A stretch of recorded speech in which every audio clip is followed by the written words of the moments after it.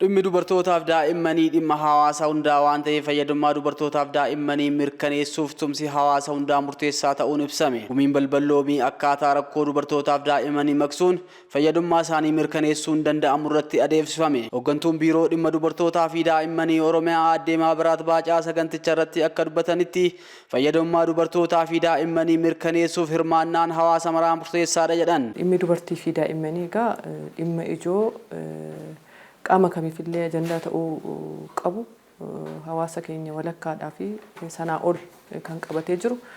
Hundaa ol immoo dubartoonni fi daa'imman qaama saaxilamoo ta'anii fi eegumsa barbaadan waan ta'eef yeroo kamiyyuu qaamni hundi xiyyeeffannoo kennee mirgaaf faayidaa isaanii kabachiisuu danda'uu qaba. Miidhaan dubartootaa fi daa'imman irra ga'u qaamolee dhiyoodhaan waan raawwatamuuf hawaasa miidhaa dubartootaa fi daa'immanii baachuu hin dandeenye horachuun murteessaadha.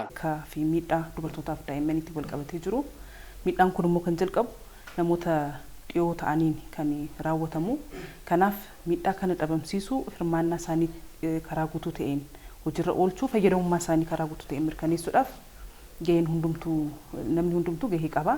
Kanaaf hawaasa miidhaa obsuu hin dandeenye, hawaasa miidhaa baachuu hin dandeenye, ofiifis kan miidhaa geessisuu hin dandeenye, hoo argees immoo kan callisuu hin dandeenye uumuu keessatti namni hundumtuu gahee mataasaa danda'e qaba.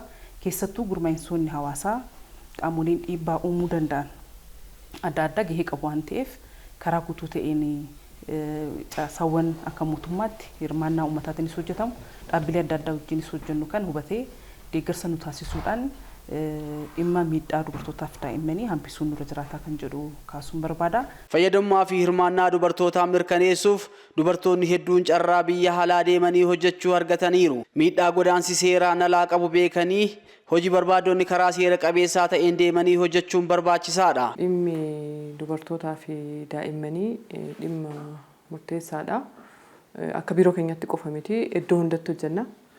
Dubartiin qaama hawaasaa kamuu keessa jirtu maalirra jirti mirgi ishee kabajameeraayi fayyadamummaa ishee hirmaannaa ishee mirkanaa'eeraayi kan jedhu qaama dhimmi ilaalatu wajjin hojjennaa jechuudha.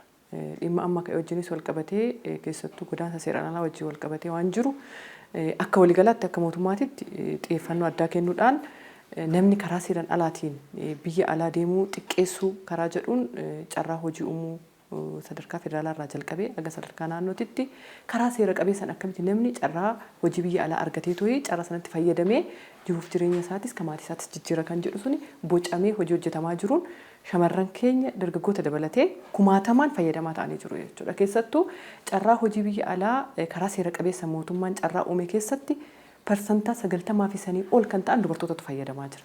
Kanaan immoo alas baanii akkaataa ittiin hojii isaaniif seef ta'e yookiin immoo miidhaa irra isaanii qaqqabsiisne karaa seera qabeessa ta'een iddoo hojjechuu danda'etti nageenyi isaanii mirgi isaanii kabajamee akka hojjechuu danda'an gochuu hojii wal qabatee ejensiiwwan garaagaraa biyya keessatti hundeessuudhaan leenjii adda addaa kennuudhaan shamarran kan keenya karaa seera qabeessaan biyya alaatti deemanii carraa hojii argatanii akka hojjetan gochuu hojii wal qabatee wanti jalqabame hojii jajjabeessaadha jechuudha. Seeronni biyya keenyaa miidhaa dubartootaa fi daa'immanii irra ga'u ittisuu fi fayyadamummaa isaanii mirkaneessuu keessatti qaawwa waan qabaniif qorannoon irratti adeemsifamu murteessaadha jedhame. Akka biyya keenyaatti seerota adda addaa qabna mirga daa'immanii fi dubartootaa kana kabachiisuuf hojiin hojjetamuu qaban garuu tokkoffaa irratti seerota jiran kana sakattaa adeemuun baay'ee barbaachisaadha jechaadha.